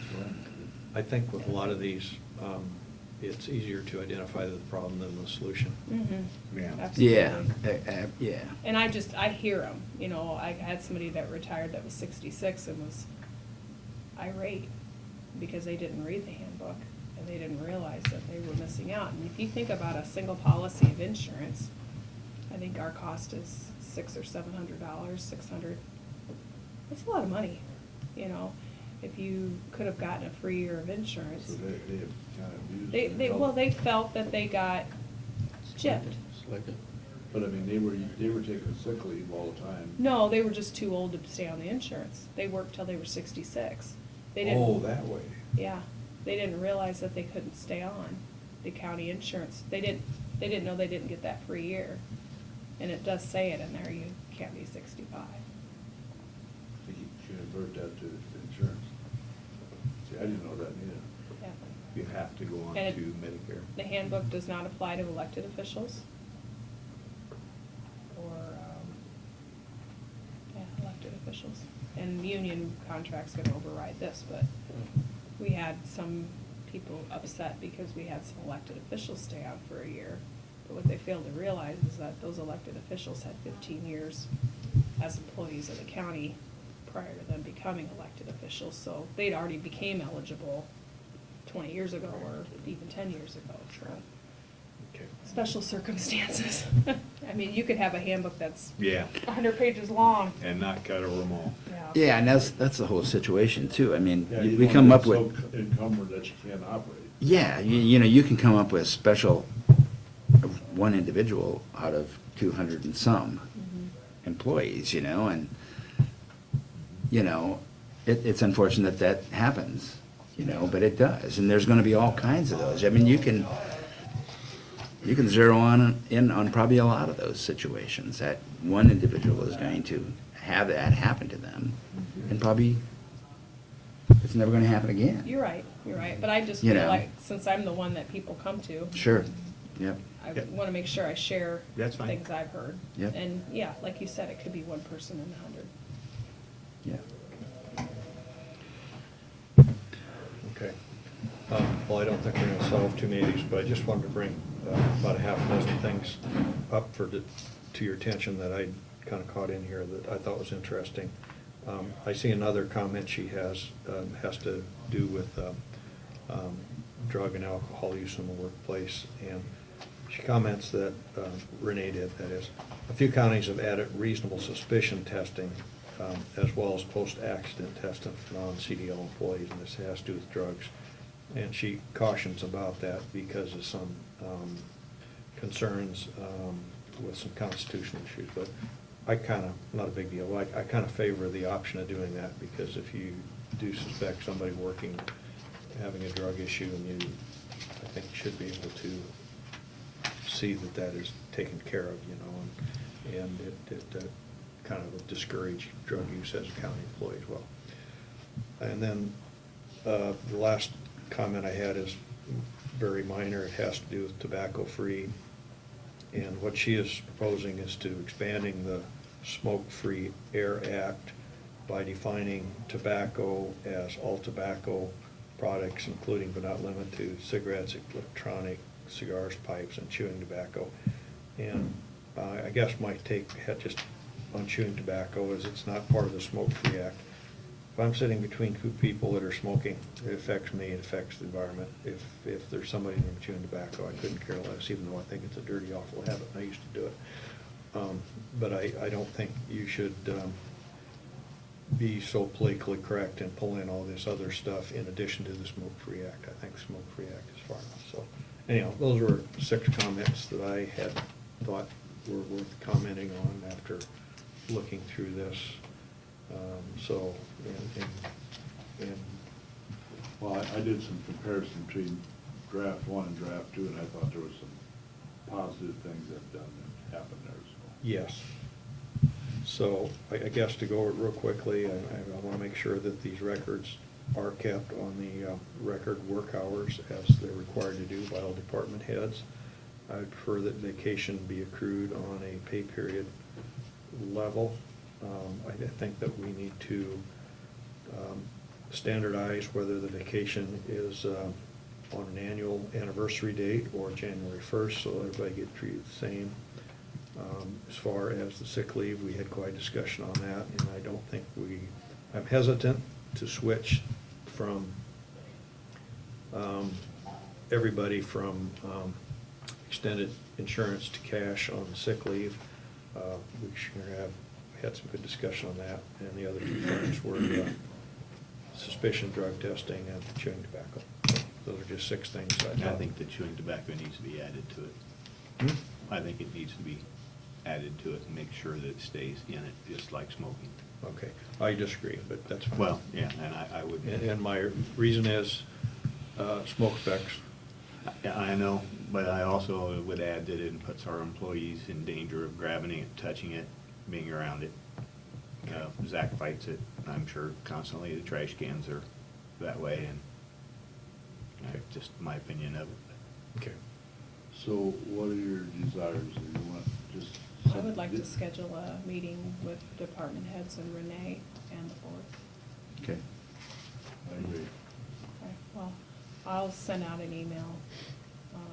Maybe I'll check with Renee, get some dates that she can make work, and then I'll probably send it out and find out what the best day for everybody is. And we'll go So from that there. way we can get this thing put together. We can do that on a regular board meeting. Yeah. Okay. So that's handled. Resolution 2017-12, authorize chair to sign record affidavit of possession. And then we have also resolution 2017-13, transferring the custody, control, and management of certain real property to Carroll County Conservation Board. These were resolutions that were recommended by our attorney, John Warden. I think these are some things he's found from my understanding that he thought needed to be corrected when he was doing the real estate thing, so. Have you all read them, or?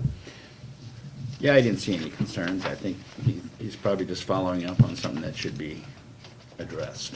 And I think it's basically the way it's been in the past now. I think Rich kind of suggested earlier, in some early discussions, he had a problem with the second resolution as far as some of the wording in it, right? Yes. I have a couple of concerns in the first page. I think what we're doing is giving them this resolution transferring custody, control, and management of property. It's sort of what is happening now, which has actually been the practice. I hesitate putting it in a resolution form without some type of exit strategy by the Board of Supervisors, and this reflects a discussion I've had with other supervisors here, and that maybe a future Board of Supervisors or a future conservation board or future conservation director could have quite a different attitude towards that than what our current one does. Our current one's good, and we want to be able to, and I wouldn't want to lock a future Board of Supervisors into that. And also had a little bit issue with the giving them a resolution that says it's okay for them to purchase land or acquire land any way, shape, or form. Basically, I had an issue with that. So I would like John Worden to come in and explain this. Maybe I'm not totally understanding it. And these are suggestions from John, and I appreciate his suggestion. He's right up front about it. He said, this is my suggestion. And I feel that, well, it's not how I feel. Policy is the job of this board. Policy is not the job of the county attorney. The county attorney is to do legal work. And so if he's suggesting a policy, I respect it, and I just want to better understand it before I rubber stamp him making Sure. a decision for us. Yep, that's a good idea. So that's where I'm coming from. Maybe after he explains it, I'll be a little better with it, maybe I won't be. That's kind of where I'm at with this, and that's kind of where my hangups were the future board, and also the way it's worded, with them having a revenue source that gives them the opportunity to purchase in the name of the county. And it may be a good deal, I'm not saying that, but I'm just saying with the current people we have right now, they make really good decisions and they're doing a really great job. It's just, I don't want to lock I don't want to lock them into it, and I don't want to lock us into it either, so. I just wanted to have a little more clarification on this. And So then it that's is suggested- nothing personal, it's just, Yep. These two are suggesting that we table this to have John come in and visit us then. That would be my preference. that would be my Do preference. we need to table the affidavit? Because all that is saying that the It's a county qu- owns it. The quick, it's like a quick claim coming into us. Well, And- stating that the Carroll County is in possession of said real estate. I can see the issue that you guys have with the second resolution. But the first one is basically just he's saying it's a title clearing device. Correct. Yeah, and I don't have a problem with that one myself. That's to straighten that up. Unless you An want issue to do from them all the three past. together, I don't care. Just a question. I can go either way. I could do the first and hold the second, but, Um, or maybe we should just wait and do it all at once. Let's just have him come and talk to us about the whole thing.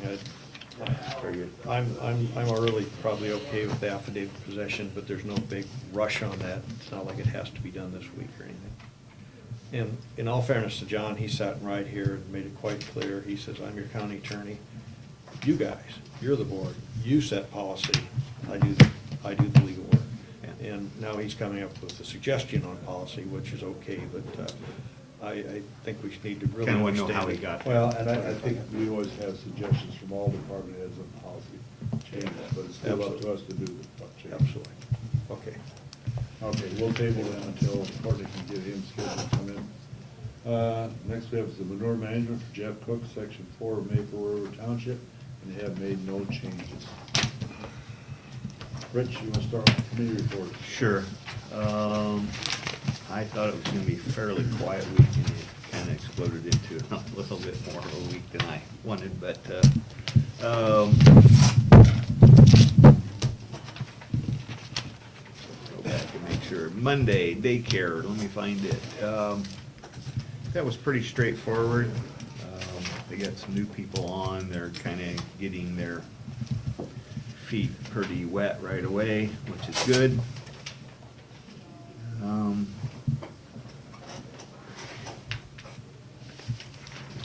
that note on that one.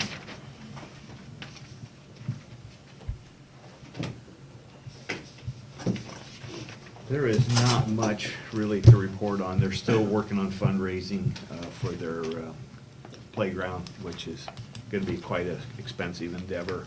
They're still looking for help. They have a cook issue, and they've adjusted some wages, and I think they're gonna kinda get some of that solved, hopefully in the next week or so. Then jumped over, and on Tuesday, we had an ambulance board meeting. Everything went well there. Nothing new to report, other than we've just did the normal stuff with the bills.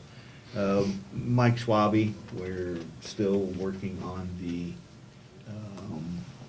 workman's comp issue. I think we have a resolution, and I think everybody would be pretty happy with it. We've got to get some hoops jumped through first with the city council and Breda, so I'll bring that back up probably next Monday. Hopefully I'll have some more answers on it. Sat down, I did make a trip up to visit with the insurance person and the city clerk and Mike on Friday. And I was up there probably a couple hours or so visiting about it, and I have a different explanation than I think their insurance company. And they have some problems with some liability insurance, liability and some, just liability insurance altogether. This is kind of their biggest hang-up.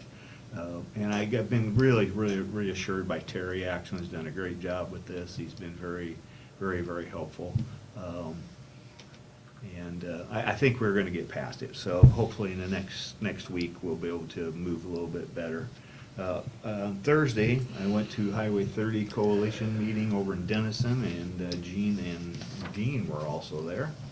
Good meeting, very informative, kind of some of the same information we knew.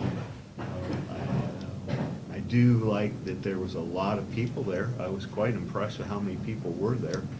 And there was quite a few people on the conference call at the same time, too. So there seems to be a lot of big interest in this, in 30 being 4-laned, and I think it'll be a good economic boom, or continue the economic good fortunes that we do have here. So I think that's something we'll continue to keep chasing. Then we had the roundtable, and we were all there on Thursday night, and that was very informative. I did enjoy the speaker. He touched on a lot of the economic tools that are out there. I was a little disappointed in some of the non-attendees that were not there. I wish we'd had a little better representation of the entire county. We did a pretty good job of getting everybody there. So that's something I think we need to keep working on, and maybe not just Region 12, but it's probably kind of up to us a little bit too, to when we are in these outlying areas, to make sure that these people know that they are out there to help them. And there's a lot of good information and a lot of good expertise sitting in that room. A lot of mayors have been through those particular projects. The supervisors have been through particular projects. So if you've got questions, you can get a lot of good answers and a lot of good feedback there. So those are very good meetings, I believe. This week I have nothing because I'm leaving on vacation for a few days. Lucky you. And in regard to your remark about reaching out, I know that Marty and I have done that with some of the smaller communities. And I agree with you, I just wish they would show up for that thing. Dean? Well, I just had the Highway 30 Coalition meeting in Denison, and it was a good crowd, and we keep moving. The thing has got considerably more momentum now than it's ever had, and I really owe that to Adam Schweers. Nothing, I won't take anything from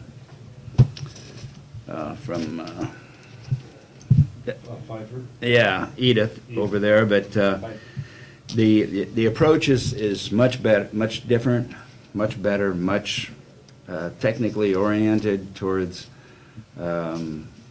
getting things done, and he's doing a real good job. Some of the handouts, the information is very yeah, it's very enlightening. It's very good, and I think they're just going to keep bird dogging that part of it. I think they're just going to keep increasing the information. They're putting themselves in front of the commissioners and making the message known about Highway 30. It's going to be a piecemeal thing when it gets going, but I believe it's getting some traction. I think it's a benefit to have Mark Lowe, the new director, the executive director of the DOT, and I think that will gain some momentum. We're going to lose. We still got one more year with David Rose from Clinton. It'll be too bad when he gets off, because he's been a very good promoter of the Highway 30 Coalition. And then I'll just, I'm not going to spend a lot of time on the roundtable meetings. They're just good things. Everybody gets to hear about what's going on in the county, and to be quite honest with you, got a lot of great things going on in Carroll County all the time. So I did get an email from Diane Ursey from the Iowa Soybean Association. She would like to present to the Board of Supervisors on the Elk Run watershed project that the Soybean Association has been working on. It's been a 3-year program. They got a lot done, and she said that it's been extended another 3 years. So they're going to continue to do more work, and they've also extended it to Storm Creek. The NRCS has been doing water testing. They approached the Iowa Soybean Association, and I know that some of the DNR individuals that are working with the other watersheds had them go to bat for them for the Carroll County NRCS to include the Storm Creek watershed in some of the work they're doing. This is being financed by the Iowa Soybean Association. It's a great deal, and they're offering a lot of good things. From my conversation with Diane, she said now there are other, and I'm not at liberty to say who they are, but there are other companies now that will also be stepping up and funding. So I think there's going to be more dollars involved, and I think there's some opportunities. So anyway, she wants to use it as a platform, to mostly get the word out that there's opportunity. So if we could have a consensus to allow her to come to the board and give her a pitch, I think she would appreciate it, and I think it's a good thing. So if we could do that sometime. Sure. I have no problem. I'd like to hear. Yeah, it's a good thing. I mean, it's You're talking short pitch, right? yep, it's no tax, it's the Iowa Soybean Association and other companies that are funding this. So, I mean, that's what it's taking. There's no tax dollars involved, so. Can I ask a question, Dean? Sure. How does the Elk Run fit in with the North Raccoon watershed, or can it fit in there? It doesn't, it It's- fits into the middle raccoon. Okay, it's a different, okay. Yeah, Just it's curious a to middle make sure. and south raccoon, so. And watershed. that watershed kind of started, but Yeah, I simmered think, down to I think we should work on that and get it going because we are gonna see more dollars available. and this is more localized. Yeah. Correct. Very much into Carroll County, this one is. And Yeah. it's smaller, it's more of a manageable watershed unit. Yeah. I like that. Yeah. So I'm actually gonna talk to Mark Hansen today, because this is what I've got doing this week, is today I have a conference call to all the people from the North Raccoon Watershed Management Authority, the board, to suggest a project coordinator and get their approval. So the gentleman is a very interesting individual. He has tremendous experience with watersheds in the Philippines. And he has done some work up in the Turkey Valley watershed as a part of a grant situation. He was over here. He has a daughter that lives in Ankeny. He's here on a green card. He's very knowledgeable. There are some probably language barriers there a little bit, but I think he'll do a very good job. So I think that's a recommendation that the committee will make to the North Raccoon Watershed Management Authority. That happens at 2:00 this afternoon. And then I'm going to talk to Mark about the Middle and South Raccoon as well from Dallas. That's all, at this present time, that's all I have this week, is this afternoon, so. Okay, Bill? Thanks, Dean. Monday, met with RSVP and foster grandparents, basically to sign checks. Also met the new foster grandparent director. Her name escapes me right now, but we'll get that to you. Tuesday, had a conference with Amanda Milligan. He's district director of the 2nd Judicial District. As I previously announced, there's been a drastic reduction of income there due to the loss of federal clients. The dollar amount is about $600,000 a year. So she's met with all of her leadership people. Everybody had a lot of little ideas how they cut back here and there, but it's not a one-time deal. It's every year, $600,000. So it causes for drastic change. So if it was a one-time reduction, it would be a little bit easier. She also met with some people from the Story County Economic Development who expressed some interest in purchasing the Kurt Forbes Center in Ames, but that's all a long-term thing, and nothing can happen there to help us in this situation. So the bottom line, what are we planning on doing? Right now, we're not filling any position vacancies at this time. Early in 2018, we proposed to close the Kurt Forbes Residential Center in Ames. This is going to affect 13 employees. Most of the employees have 10-plus years of service, but it will affect them. Also, in March of 18, the Ames office of the 2nd Judicial District is in the CenturyLink building, and they're going to vacate that, which the rent is quite high, and move it into the building that the Kurt Forbes Center is into. They're also going to try to increase the beds at other locations to pick up or take over some of the people that were at the Kurt Forbes Center. And then part of the reason that they're not filling any position vacancies this time is to hopefully be able to transfer some of the 13 people who are going to get laid off, transfer them into other employment, staying with the 2nd Judicial District. And some of them may find other jobs in the meantime, and that's fine. That's kind of why she has met with them. She met with them all on October 10th. She met with all those employees there and told them that was the intention, unless a better plan comes up, and no better plan has come up. So this is quite a decision. Just imagining closing down an entire unit here with 13 people and telling them that their job is going to be over at the end of the year. And Geez, that's a big deal. And you may find other employment for you. So the final decision on all this is going to be made at our December board meeting, and she's going to inform all the other board members what their suggestion is to do that. So that's a big deal. Hmm.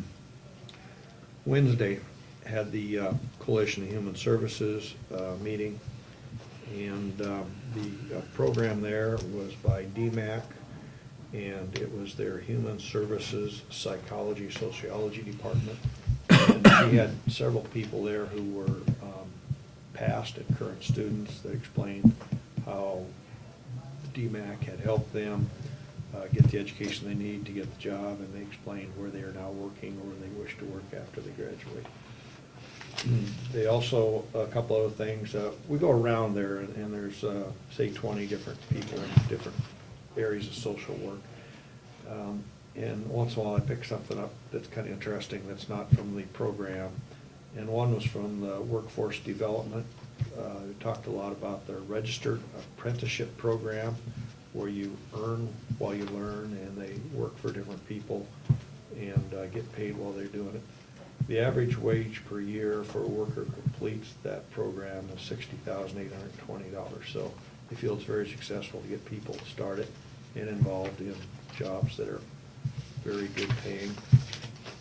Another thing that's coming up is October 26th. There's going to be a Carroll Connections, and I brought one of them for each of you. There's over 30 support services agencies that are going to be meeting together, job seekers, disability services, and all this. It's quite a collection of people who have different services to families and communities. So if you know anyone who may be interested in anything like that, there's the information on it.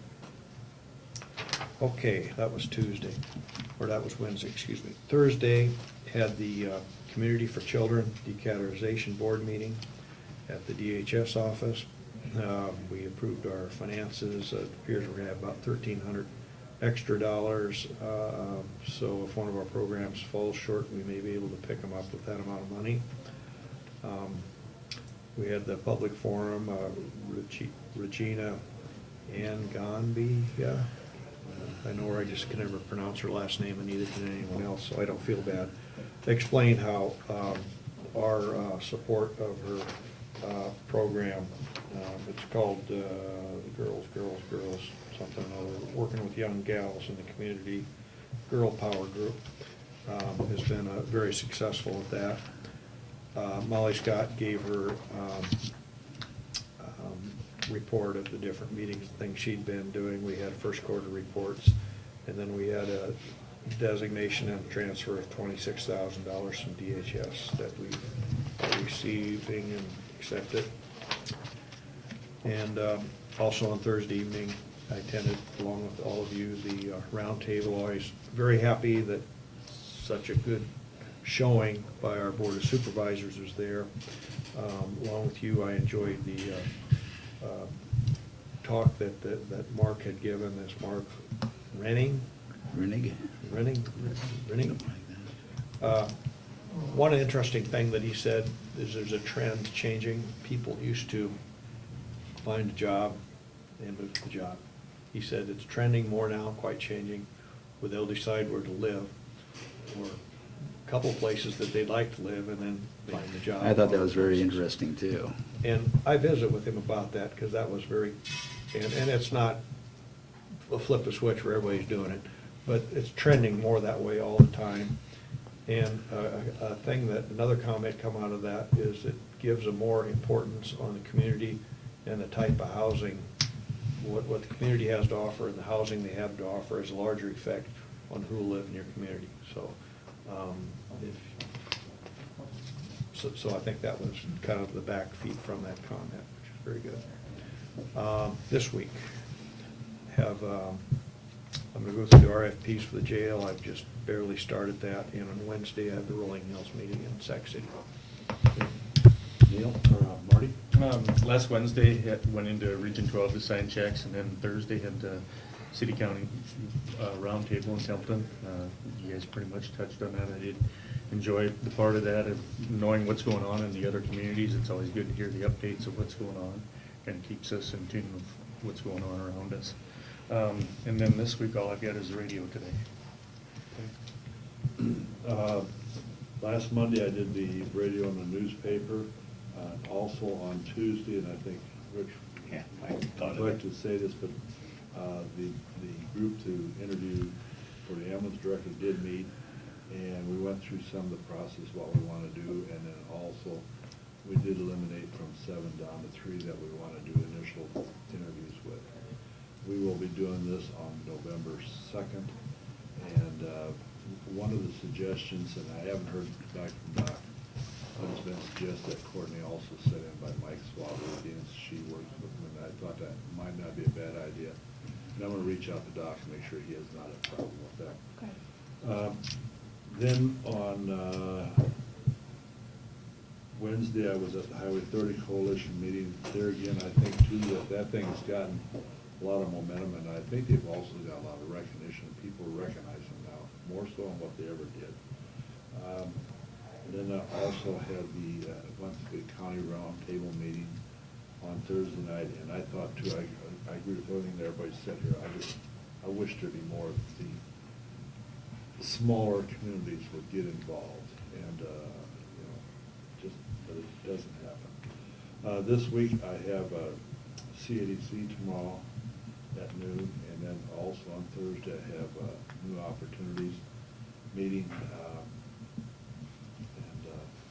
One other thing I thought too, Courtney, you probably, when you see Ken, visit with him, when do we want to go through on these RFPs and do something about that? Now, I don't know whether that should be all the board and then also the jail committee probably. You know, how we want to handle that, if you want to do it at a regular meeting or a separate meeting. Okay. And then make a report. Or if he just wants the jail committee to do it and then make a recommendation to this group. All right, I'll check with them. And I have started doing that process too, and that's just like mind-boggling. So if any of you do want, I think there's extra copies here. Yeah. We did And I've got initial- my copies, so. I did an initial look through, but I didn't spend much time, but I did bring them back. But these are in case just, some- these are just strictly proposals for the do the RFP, so. Okay. Am I forgetting something? I know, I think I mentioned that to you before. We did, the unemployment hearing, that person got turned down, so. I was gonna tell you that last week, and I forgot about it. And we'll see what happens the rest of the week here. There's always something pops up. Courtney, you? I don't have anything. Okay. Any comments from those in attendance? Our audience has left us. So it's time for us to make a motion to adjourn. So move. Second. Been moved and second to adjourn. Any further discussion? If not, all those in favor signify by saying aye. Aye. Aye. Contrary?